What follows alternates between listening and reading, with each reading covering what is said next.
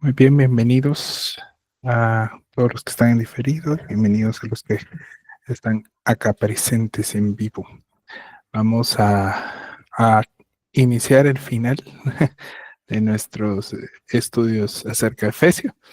Pablo va a culminar la lección del espectro espiritual que nos venía mostrando con una lección acerca de la oración y va a despedir así a los hermanos de Asia Menor, a los que va dirigida la carta y dando así por concluido la carta de que tenemos conocida como la carta de Efesios, ¿verdad? Recordando pues que es una carta que lleva ese nombre, pero no era escrita específicamente para los Efesios, sino pues se repartió desde Efesios a toda la comunidad de Asia, ¿verdad? Como vimos allá por el mes de septiembre en nuestra primera clase acerca de Efesios. Entonces, el último tema a estudiar en cuanto a esta carta va a ser la oración, ¿verdad? Es un tema que decidí dejar por fuera de la parte que veníamos estudiando. Sin embargo, es parte de esta misma, ¿verdad?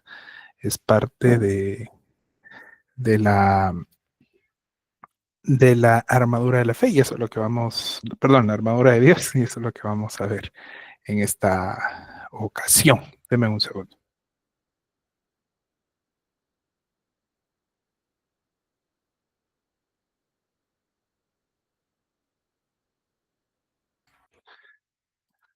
Muy bien, seguimos.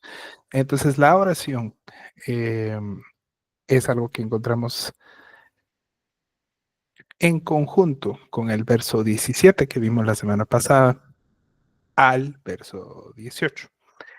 Es importante, antes de que la leamos, que sepamos que la forma gramatical en la que está construido el verso de la oración, es decir, el verso 18, da a entender una continuidad, eh, o mejor dicho, está junto a las armas que son mencionadas, que vimos la semana pasada.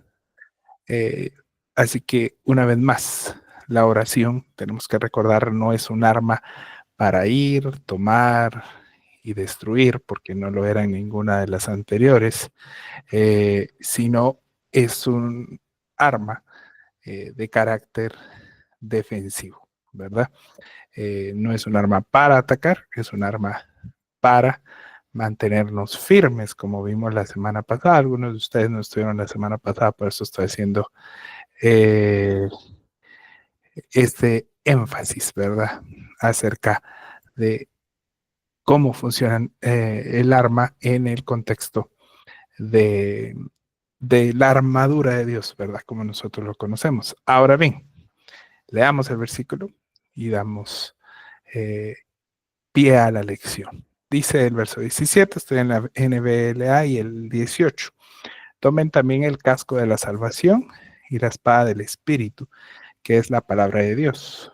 Con toda oración y súplica, oren, o orando, dicen otras versiones, en todo tiempo en el Espíritu.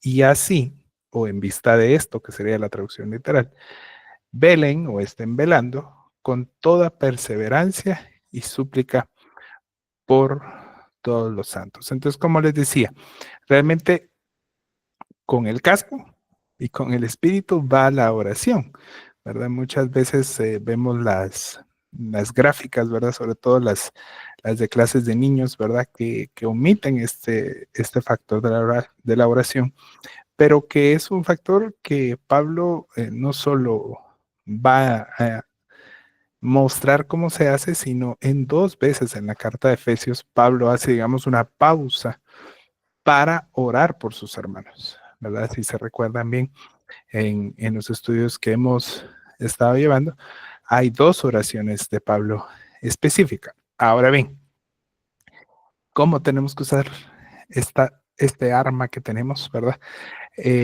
hay una forma correcta de hacerlo y spoiler, hay una forma incorrecta de hacerlo y que es la que comúnmente hemos visto, ¿verdad? Lamentablemente, o la que vemos sobre todo en el mainstream evangélico, vemos que es la forma en la que se utiliza la oración, que es muy distinta a lo que acá Pablo nos está describiendo. Y el primer punto, cuanto a la oración, es presentar toda oración y súplica o ruego, ¿verdad? Una vez más, Pablo está usando este asunto de los todos, ¿verdad? Que también vimos hace poco, ¿verdad? Y esta primera parte nos explica que debe de haber toda una oración y súplica de carácter espiritual, ¿verdad? Y la oración o la petición, ¿verdad? Según las traducciones que estemos usando, a veces dice oración, dice petición, se debe de hacer con una actitud de ruego y súplica. ¿Cuál es la actitud de la oración? La de un ruego y una súplica. Por lo tanto, la altanería, la soberbia con la que algunos ahora enseñan que se debe orar, no solo no tiene base bíblica, sino que no encaja con el principio de autoridad y de soberanía divina que hemos aprendido a través de la carta de Efesios. Por lo menos Pablo si algo tenía, y los escritores bíblicos si algo tenían, era congruencia y coherencia. Es decir, iban en un orden que no se, digamos, ¿cómo se dice esto? No se contradice. El A no se contradice con el Z y es coherente, es decir, tienen que ver y no hay contradicción entre uno y otro. Así que de esa manera, la altanería y la soberbia que muchos, con la que muchos oran hoy en día, no está en Efesios, ¿verdad? No es bíblica, es abíblica, es antibíblica y nosotros debemos entender y comprender esto, ya que puede ser que seamos víctima de practicar un modelo de oración que no esté coherente, al menos con el libro de Efesios, y con que estemos practicando algo que contradice tajantemente un principio en un pasaje bíblico, eso es más que suficiente. No necesitamos tener hemorragia bíblica de 48,000 versículos que justifiquen un pensamiento, ¿verdad? Si la Biblia lo dice, si en su contexto, en su practicidad es un principio general de justicia, debemos aplicarlo. Así que Efesios nos enseña en este único versículo cortito cuál es la actitud correcta para toda la oración, ¿sí? El creyente debe de orar en coherencia, entonces, a lo que conoce de Dios, ¿sí? Su oración demuestra la dependencia de Dios. Nuestras oraciones, muchachos, deben de demostrar que somos dependientes, perdón, de Dios. Así también como que debe reconocer que lo que tenemos viene de Dios mismo. En otras palabras, reconocemos nosotros a la luz de Efesios, hoy vamos a concluir a la luz de Efesios, que es la autoridad de Dios, es su victoria, es su armadura y es su salvación en la que nosotros vivimos. Una vez más, la oración correcta delante de Dios reconoce que es su autoridad, su victoria, su armadura, su salvación en la que nosotros vivimos. Es muy contrario a lo que muchos movimientos hoy practican, ¿verdad? Que se atribuyen a sí mismos una autoridad, una victoria, una armadura que ellos pueden usar y no se diga menos, digamos, injerencia en su proceso de salvación, ¿verdad? Por eso nosotros oramos y vamos a orar de una manera bíblica, porque oramos a aquel que puede hacer las cosas con su infinito poder. Eso dice Efesios 3, ¿verdad? Y Efesios 2. Dios puede hacer las cosas con su infinito poder, pero también reconocemos que es Dios quien va a tener la última palabra, no nosotros, ¿verdad? Yo espero que sus oraciones encuentren paz al terminar este estudio de hoy, porque vamos a saber que tenemos un Dios que puede hacer las cosas, pero que al final la última palabra es de Él y eso nos da descanso, ¿sí? A Dios no se le ora exigiéndole como que fuera el genio de la botella, ¿verdad? Esa no es una oración bíblica. Podrá ser una oración muy demoníaca, pero bíblica no es. Y aquí, y lo van a encontrar en el PDF, yo tengo el ejemplo de David y Betsabé. ¿Cuántos han leído el pasaje de David cuando es castigado por parte de Dios por su gracia con Betsabé? Reaccionenme ahí, contéstenme, ¿lo han leído alguna vez o lo han oído, por lo menos? ¿Sí? Doña Celes dice que sí, ¿verdad? ¿Sí lo han leído? Ese es un pasaje que a mí eh, me hizo pensar mucho de mi vida espiritual. Pero no solo ese pasaje, sino la historia completa de David y Betsabé en cuanto al pecadillo que se echaron, ¿verdad? Porque dice luego el relato, capítulo 11 creo que es, eh, que David es castigado y el castigo es que el hijo que Betsabé tenía en su vientre iba a perecer, ¿verdad? No sé si ustedes se recuerdan, ¿verdad? Eh, ¿Y qué es lo que hace David? ¿Qué hace David? ¿Verdad? A ver los demás, aparte de Shirley Celes. David dice que se encierra a orar, se encierra a ayunar, que no come nada, rogándole al Señor un milagro. Y yo pienso, y lo he enumerado un montón de veces, pero yo pienso que si los músicos, cuando hicieron toda esta presentación, por llamarle de una manera respetuosa, en torno al cantante que finalmente falleció, hubiesen leído ese pasaje con sinceridad, sabrían que ni el mismo David puede hacer que Dios cambie su parecer en oración, ¿sí? Y hubiéramos tenido, tal vez no lo que pasó, si no hubiéramos tenido una actitud más reverente, una actitud más de súplica, de ruego al Señor por sanidad y no una actitud que rondó en la prepotencia, en la soberbia, ¿verdad? Creo que tenemos que entender a través de David y Betsabé y de un montón de ejemplos bíblicos que hay en torno a la oración, que nuestra función es, al orar, es presentar y rogar a Dios en el trono de la misericordia, ¿verdad? Pedirle a Dios por lo que nos conmueve, pero que eso no significa que tenemos la capacidad de cambiar un decreto de Dios solo porque sí, porque al final la última palabra es de Él, que puede cambiar algo, que puede perdonar, como Nínive, todo es cierto, pero a veces la respuesta es no. Y por eso es que nuestra actitud con toda oración y súplica o ruego debe de ser la que tengamos a lograr. El segundo punto en estos todos, ¿verdad? Que Pablo presenta es en todo tiempo, ¿verdad? Siempre es en una oración espiritual, pero el otro todo se refiere al tiempo. Hay una conjunción en el griego de esto que estamos, de este pasaje, que una vez más vuelve un imperativo, lo que está en esta expresión todo, ¿verdad? Tanto para el tiempo como la perseverancia, ¿verdad? Que es el que viene a continuación. Es decir, así como cuando hablábamos de que el esposo tiene un imperativo de amar a la esposa, en cuanto a la oración, que es parte de la armadura de Dios, es un imperativo, es un mandamiento que se haga en todo tiempo. ¿Sí? Quiero explicar eso, que es una verdad que por ahí nosotros nos perdemos porque no hablamos griego koiné, no sabemos leerlo, pero da un énfasis importante en lo que nosotros estamos leyendo hoy. Entonces, es un mandato el orar en todo tiempo. Cristo nos enseña de la oración y Él va mucho más allá del precepto del Padre Nuestro o del modelo del Padre Nuestro. Hay que ir mucho más allá de eso.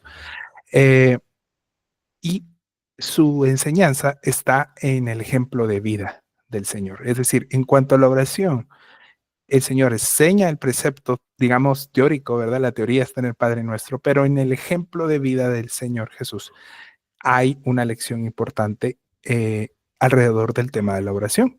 Jesús oró tanto en la angustia del Getsemaní como cuando iba a resucitar a Lázaro, ¿sí? No sé cómo se sentirían ustedes si tienen la seguridad que van a resucitar a alguien, pero aún con esa seguridad, el Señor Jesús ora previamente a este milagro bastante impactante.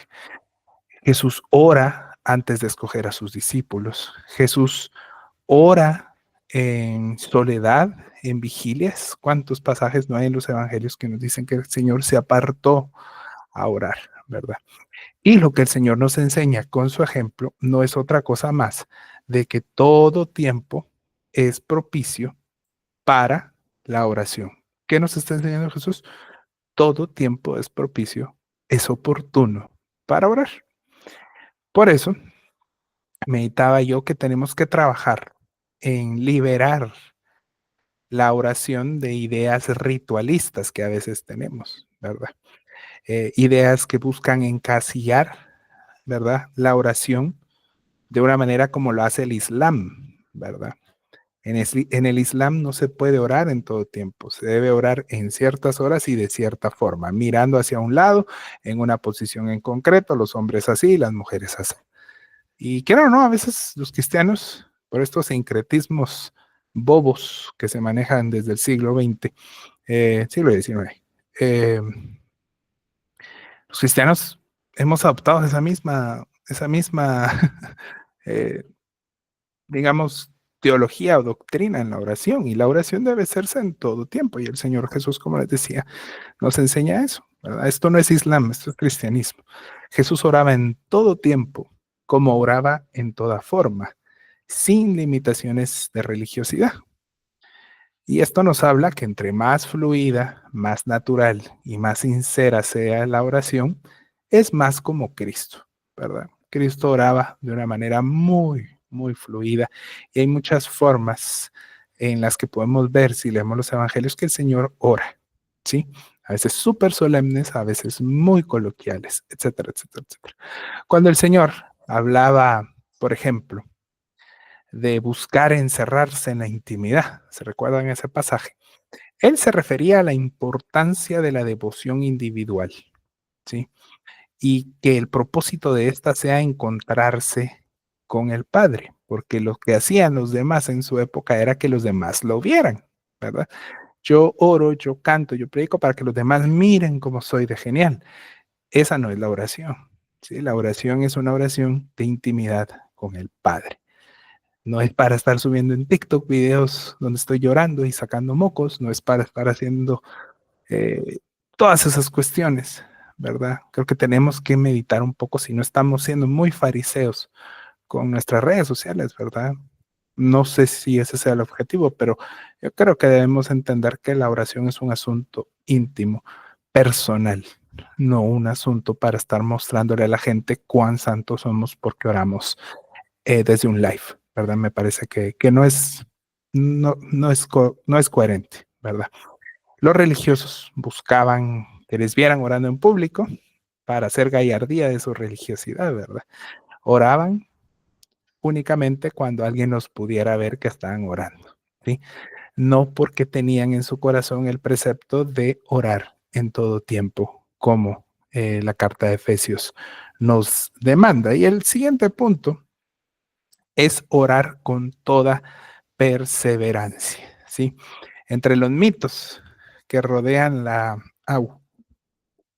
relación de la oración con la guerra espiritual, como hemos estado hablando, porque estamos dentro de la armadura todavía, hay una creencia, y quisiera que esto les edifique.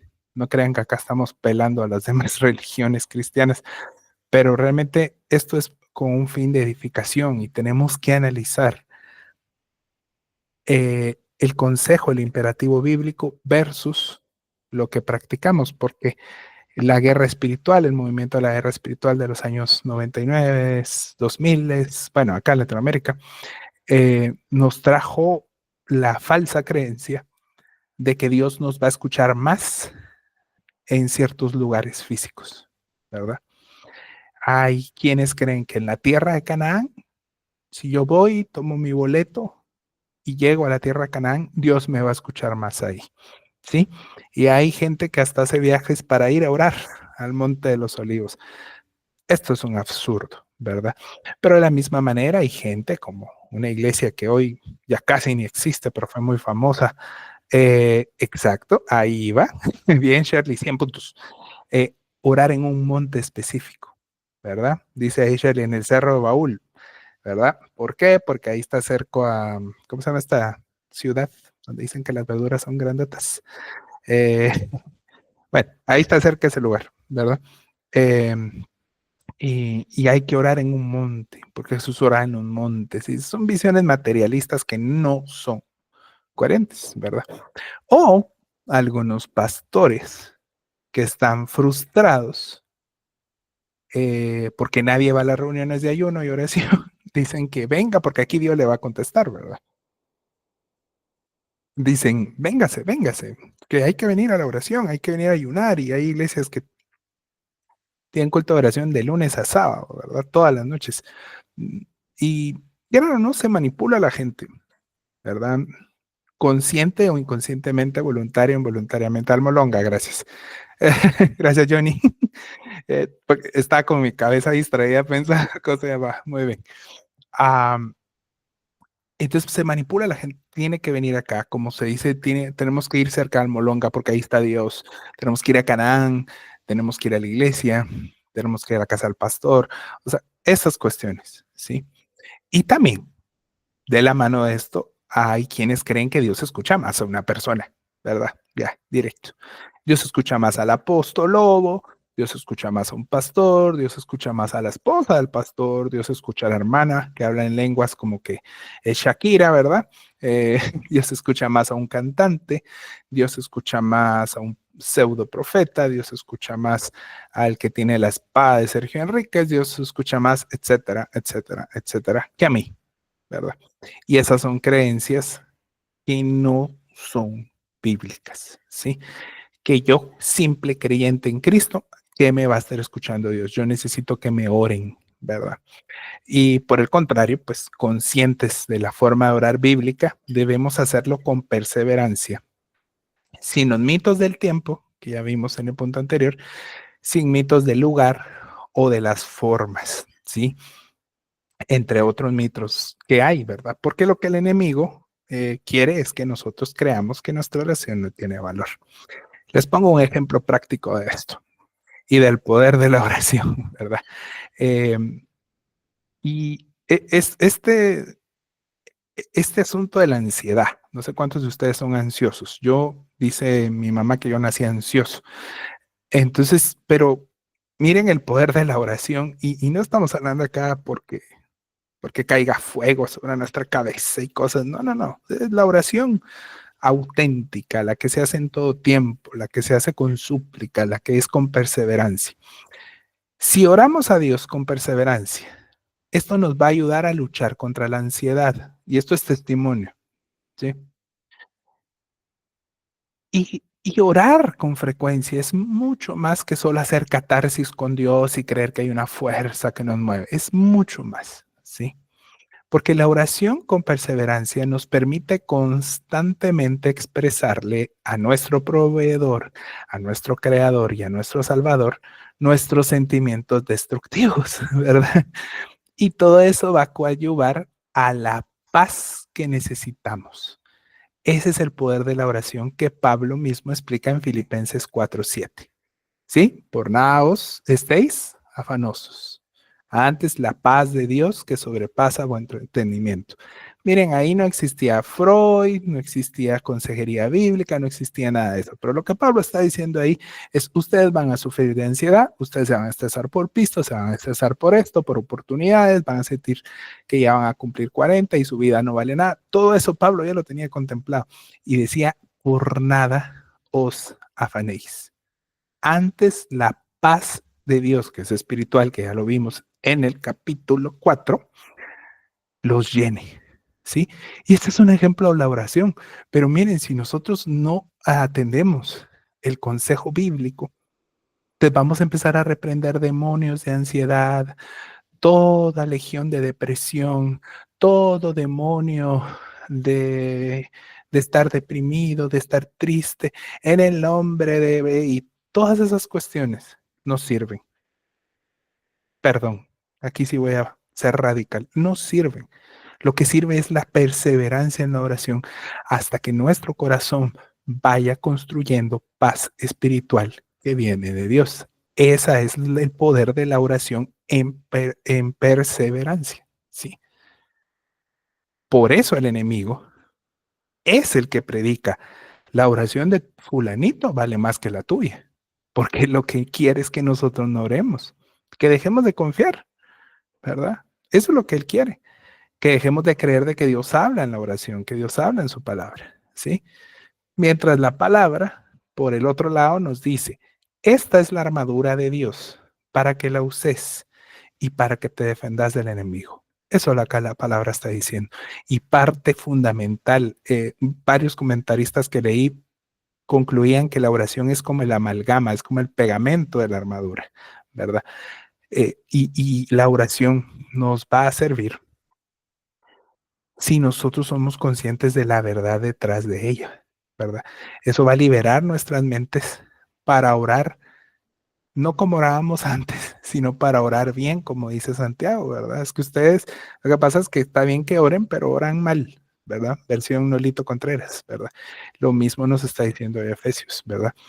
Y cuando comprendemos esa verdad bíblica, eso nos llevará a velar. Hay otra palabra importante, velar, ¿verdad? ¿Cómo hace un buen soldado? Estamos hablando de la armadura, ¿sí? De día y noche vamos a estar orando, pues somos conscientes que en todo tiempo los ataques del enemigo pueden venir y en todo momento es necesario portar la armadura amalgamada por la oración, ¿verdad? Es la oración la que nos empodera, es como el fueguito de Goku así amarillo.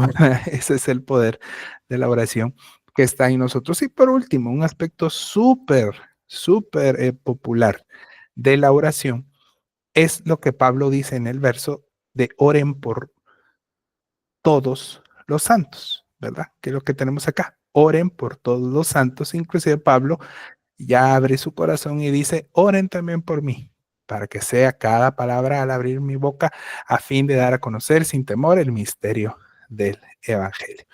Esta es una guerra espiritual en la cual, citando a las feas películas de Star Wars, dice, no estamos solos, lo que pasa es que nos quieren hacer creer que estamos solos, ¿verdad?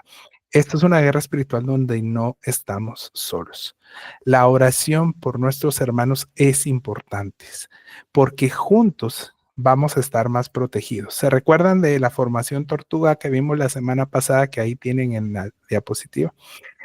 Eso es lo que provoca la oración, el interceder por los demás, es estar protegidos. Insisto y recuerdo y confirmo, no es una guerra espiritual para ir al ataque, es una guerra espiritual defensiva, porque la victoria ya la obtuvo el Señor. En el verso 19, Pablo nos da un ejemplo de interceder también por aquellos que ejercen liderazgo en nosotros. Miren, como hijo de pastor, como teólogo y como buen hereje, puedo dar fe de lo solitaria que es la vida espiritual de los ministros y de los líderes cristianos. Hay mucha tela que cortar ahí de por qué es así, pero no es el tema de hoy. Pero esa es la razón de la enorme cantidad de ministros que están cayendo en pecado. Hoy lo vemos. Todos los megapastores están siendo cachados en pecado. Pastores que se suicidan, etcétera, etcétera. Y un montón de cosas que no quiero ahondar ahorita, ya que en muchos casos estos ministros lo que les pasó es que vivían desconectados de los demás a causa de esta fama religiosa que hemos creado, ¿verdad? Yo conozco personalmente muchos megapastores y pastores importantes y les he de decir que casi todos están cayendo en esto. Sí, como dice un predicador, ya no apestan a oveja, ya no huelen a oveja, porque viven aislados. Y es por eso importante que cuando intercedamos por ellos e intercedamos por nuestros hermanos. La actitud de intercesión la vemos en el ejemplo del Señor Jesús, cuando ora por sus discípulos y le dice al Padre, no te ruego que los saques del mundo, sino que los guardes del maligno. Juan 17:15. En conclusión, debemos aprender a orar así y también en la guerra espiritual debemos aprender a orar bien. Y ese es la última parte de en cuanto a la armadura de Dios para entender la oración. Muchos libros se han escrito, muchos predicas se han hecho en cuanto a la oración, que traen un mensaje diferente, que traen un mensaje de ir, de tomar, de atacar, de destruir. Personalmente, por la luz de la Biblia, no porque abrace una u otra doctrina, yo veo que esto no es así, que nosotros únicamente tenemos un papel en la guerra espiritual de defender aquello que hemos recibido de gracia y no otra cosa. Muy bien, llegamos por fin a la conclusión del gran libro, o carta, mejor dicho, de Efesios, ¿verdad? Y es mi deseo que este pequeño, pero bien intencionado estudio haya sido de bendición para todos. Se ha hecho con mucho corazón, no se hace con interés alguno, porque no recibo nada más que estrés por ver que todo esté conectado y que todo esté bien. Pero el punto es que seamos edificados. Tanto este es su servidor, como mi familia, como cada uno de ustedes, a los cuales considero no solo amigos, no solo hermanos de la fe, sino personas que en mi corazón son importantes y que creo que así como yo necesitan eh, un toque especial del Señor a través de su palabra. Y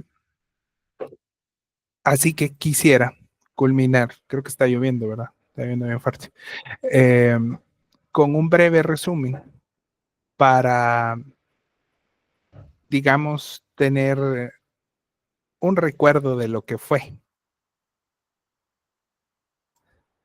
Y podamos, por ahí, si estuvieron conectados, recordar con mucho amor aquello que aprendimos. Así que vamos a hacer esta última media hora un recuento de ello. ¿Y cuáles fueron los temas de Efesios? Primero que nada, el 30 de septiembre aprendimos que, que había un tema principal, ¿verdad? La unidad en todo de la existencia, ¿sí? El tema principal de Efesios era eso, teniendo a Cristo como cabeza. Efesios 1, 22 al 23. Ese es el versículo central de toda la carta. Luego vimos que teníamos dos partes, una parte que podríamos denominar doctrinal, teológica o como quieran. Yo, que soy más coloquial, simplemente le puse teórico, ¿verdad? En la parte teórica y en cada una de estas lecciones tuvimos un nombre específico para cada lección. Y esas lecciones son las siguientes, solo vamos a leer el resumen y con ello vamos a culminar hoy. Primero hablamos de estar en el Padre. Estamos conscientes que Él determinó los tiempos para estar acá, bendecidos por Él en unidad con Cristo. Nos predestinó para ser adoptados como la familia de Dios.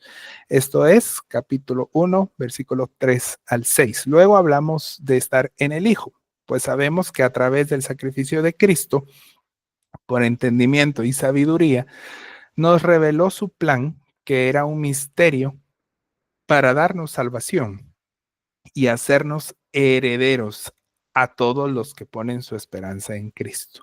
Capítulo 1, versículos 7 al 12.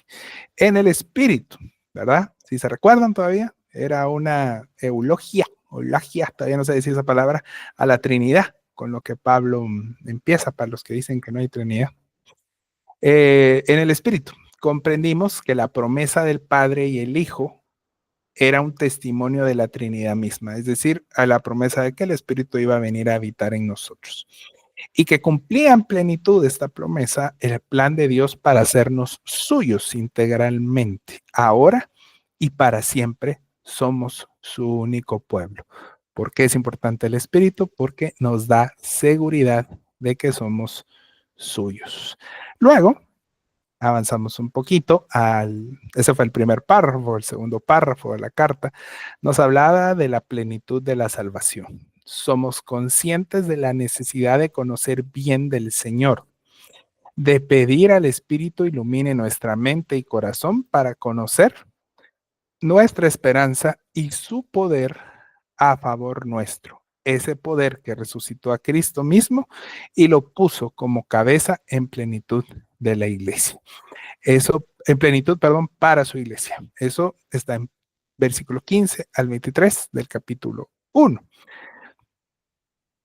que es donde está el versículo base de toda la carta.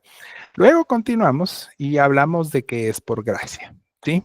Capítulo 2, que nuestra condición de muertos en pecado nos hace no merecedores o inmerecedores, ¿verdad? De cualquier bondad, que solo unidos a Cristo podemos recibir vida por Él, solamente por gracia, mediante la fe, para vivir en las buenas obras dispuestas y preparadas de Dios. Ahí hablamos de que si bien es por gracia, también estamos llamados a obras de bien, obras que Pablo va a explicar en el capítulo 4 y capítulo 5.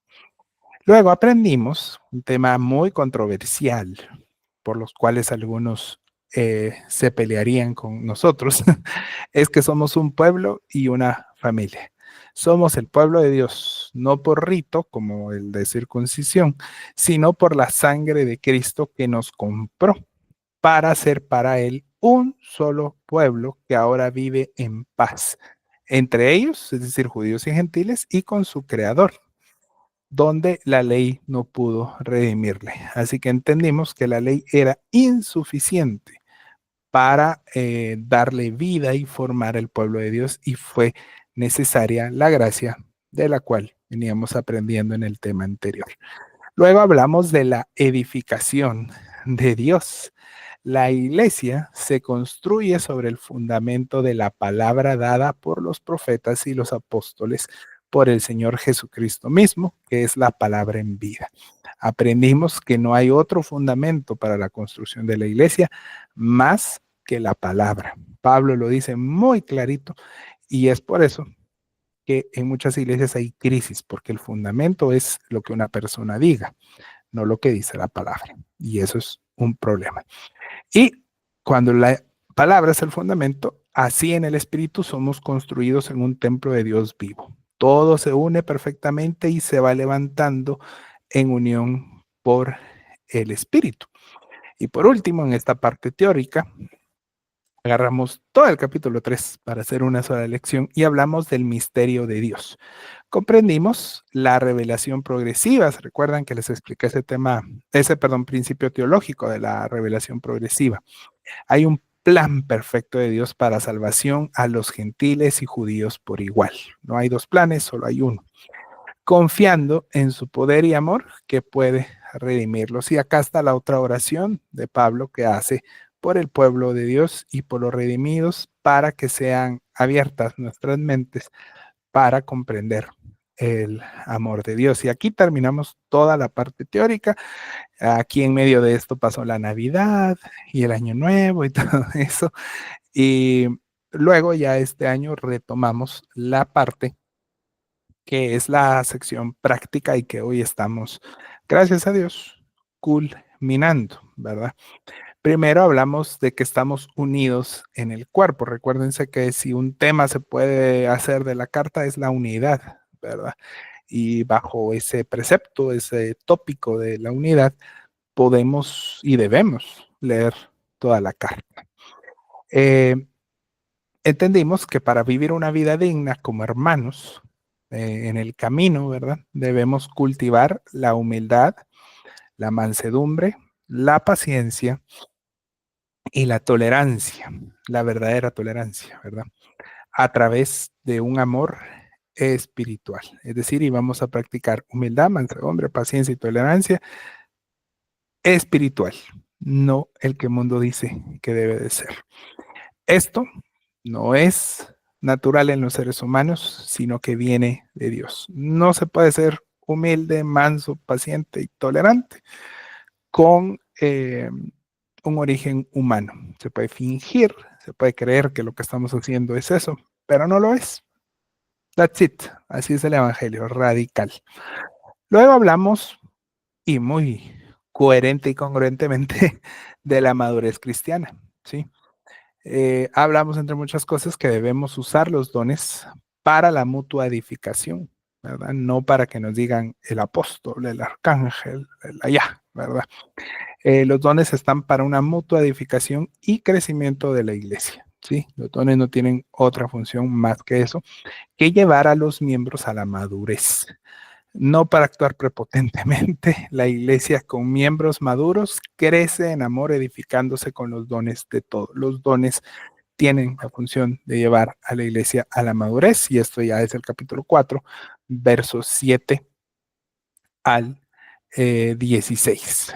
Y luego vino lo bonito, la nueva naturaleza. La mente es el campo de batalla donde el creyente debe decidir desvestirse de la vieja naturaleza que está cargada de ignorancia, de oscuridad, de manipulaciones, de verdades a medias y un montón de artimañas que el enemigo usa, y debe abandonar estas para vestirse de la vida en el Espíritu, capítulo 4, 17 al 24. Continuamos en el Espíritu, ¿verdad? La vida en el Espíritu. La vida en Cristo incluye una dialéctica entre lo que éramos y lo que ahora seremos. No se recuerdan que teníamos dos muñequitos que debatían entre ellos.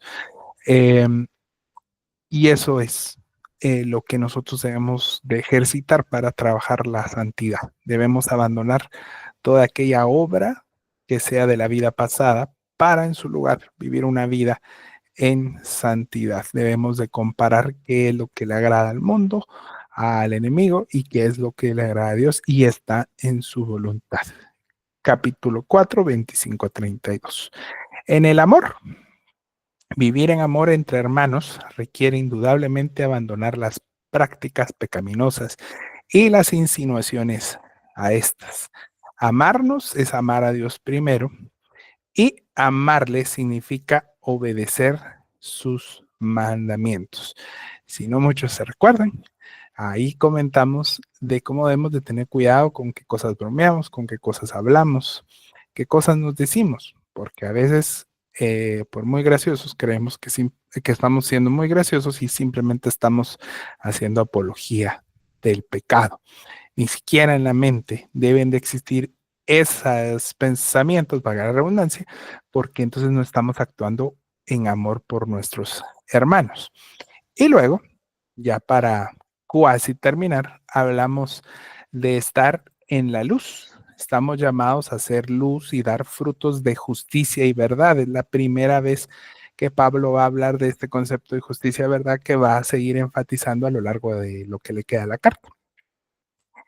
Vivir en justicia y verdad en todo lo que hacemos. Eso incluye denunciar, ojo ahí, eso incluía denunciar lo que a Dios no le agrada entre nuestros hermanos, no ocultarlo. Sí, muchos tienen problema con eso, creen que estamos llamados a bendecir, ¿verdad? Como decía un mentor que yo tuve, ¿va? Tenés que hablar para bendecir, y creen que no tenemos también una función de denunciar aquello que no está en lo que es justo, en lo que es la luz, ¿verdad? Pues nosotros debemos ser reflejos de esa luz y no de la oscuridad, ¿verdad? El pecado no se debe solapar, no se debe esconder, se debe denunciar, sobre todo el propio, ¿verdad? Luego aprendimos que la vida en el Espíritu implicaba que debíamos también de vivir en sabiduría. Son tiempos para vivir de una manera que tenga cuidado, aproveche el tiempo en hacer la voluntad de Dios y rechazar el desenfreno, ¿verdad? Y explicamos este versículo del emborrachamiento, ¿verdad? Antes de ser llenos del Espíritu, ¿verdad? ¿Y qué quiere decir, verdad? Que nosotros debemos vivir sabiamente. Eso quiere decir renunciar a la vida en desenfreno que tan fácil es abrazar la verdad. Hoy podemos decir, ya me harté y nos vamos a vivir la vida feliz y la vida loca, dijo Ricky Martin hace 30 años, ¿verdad? Y por el contrario, la vida que debemos de tener en una comunidad es la de animarnos con cantos y alabanzas a Dios y hablar de aquello que es bueno en la voluntad de Dios. Luego entramos al tema tabú del matrimonio. Primero, en cuanto a la esposa, sabemos que el sometimiento es un llamado cristiano a vivirse entre todos, es un principio. Para las esposas, Dios diseñó un plan perfecto que la llevaría a cumplir el diseño divino en su vida, ¿verdad? Todo lo que el mundo ofrece, por muy bueno que suene, es distorsión del mandato divino. Todo ese pseudo empoderamiento que la mujer supuestamente va a recibir, la mujer casada, obviamente, es falso delante de la voluntad de Dios. La siguiente semana hablamos del matrimonio en cuanto al esposo, que es imperativo que el marido ame a su esposa, es decir, es un imperativo, ¿verdad? No se olviden de eso. Ame a su esposa de una manera que emule el amor de Cristo para su iglesia. Esto demanda una independencia del matrimonio de su familia extendida, ¿verdad?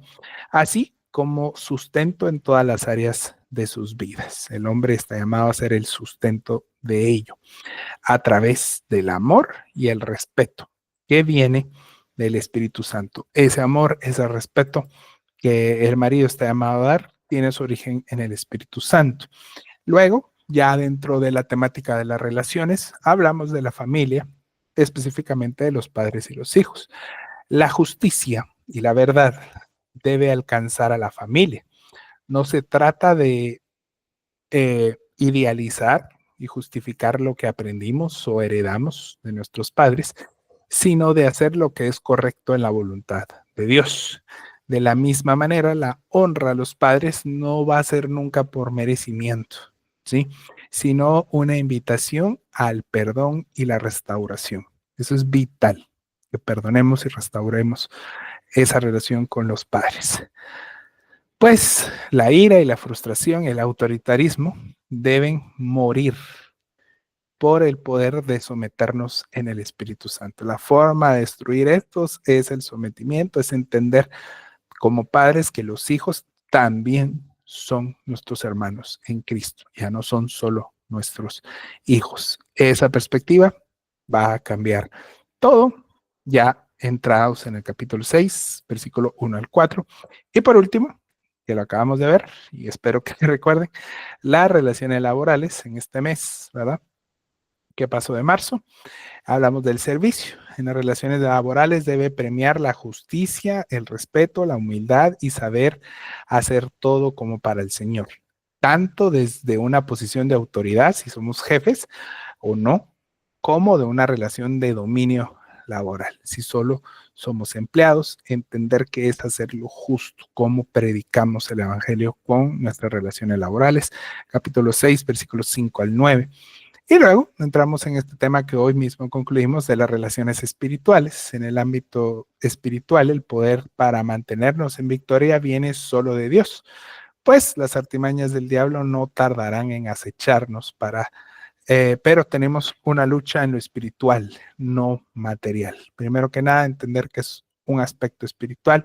Capítulo 6 del 10 al 12. Luego vino la armadura de Dios, que entendimos que la integralidad de la armadura de Dios es el medio para mantenernos firmes en la verdadera guerra espiritual que todo creyente vive.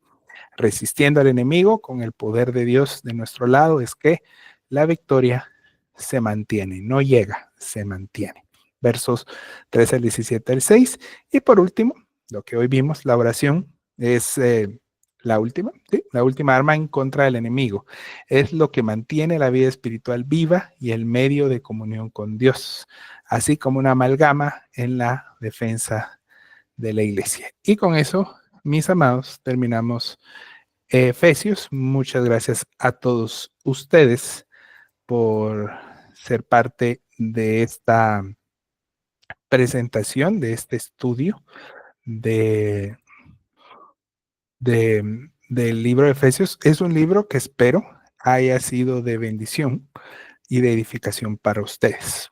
Por el momento, vamos a hacer una breve pausa de una semana. La siguiente semana no tenemos reunión, pero llevando a la práctica lo que estamos aprendiendo hoy, les quiero pedir sus oraciones. El otro lunes voy a hacerme un mini proceso de extracción de un tornillo que tengo desde hace como 15 años en mi tobillo cuando me reconstruyeron el tobillo, pero el tornillo ya se salió, ¿verdad? Hace un año, les voy a contar a ustedes porque son mis amigos. Se me ocurrió lo de empezar a salir a caminar y de aquí al final de la Roosevelt caminaba hasta, hasta donde empieza Guate, ¿verdad? En la Roosevelt, y me regresaba y empecé a hacer ese ejercicio y en ese movimiento el tornillo empezó a salirse, ¿verdad? Entonces hace un año que, que noté ese bultito en mi tobillo, pero luego vino la Adriana y entonces yo me distraje y ya no hice nada. Pero bueno, ya despuesito fuimos, me hice una radiografía, gracias a Dios el tobillo está bien, pero ahí está el tornillo, ¿verdad? Y hay que removerlo. Así que este lunes que viene, entro caminando, salgo caminando, no voy a quirófano, es así ambulante, pero pues espero que eso pueda removerse y eso ayude a mejorar mi salud, a poder volver a hacer ejercicio sin dolor, etcétera, etcétera. Así que les pido que practiquemos la intercesión, que practiquemos la oración. A los que están en diferido todavía les va a dar tiempo de oírlo antes de que sea, si todo sale bien, ¿verdad? El próximo lunes en la mañana me retiran eso. Y bueno, practiquemos entonces la conclusión de Efesios en cuanto a la oración con eso. Y pues nada, seguimos en 15 días, primero Dios, con el libro de Romanos. Un reto importante que ustedes tuvieron a bien imponerlo, ¿verdad? Es un libro que sí es mi favorito, ¿verdad? El libro de Romanos tiene varios versículos que han sustentado a grandes personas. Es el libro que impulsó la reforma y es el libro que ha mantenido hay un reto generacional y en épocas postmodernas también trae un reto muy fuerte, ¿verdad? Porque es un libro que habla de la justicia de Dios, algo que muchos no quieren leer porque creen que Dios tiene que ser bonachón nada más, sino justo. Nos vemos primero Dios en 15 días. Gracias por estar aquí. Gracias por acompañarnos en esta aventura hasta el final del libro de Efesios. Saludos a los que están en diferido, a los que están acá. Hoy terminamos alquito temprano, pero ya estamos. Gracias a todos y nos vemos pronto, en 15 días. Porfa, y oren por mí, para que esté tranquilo. Bendiciones. Y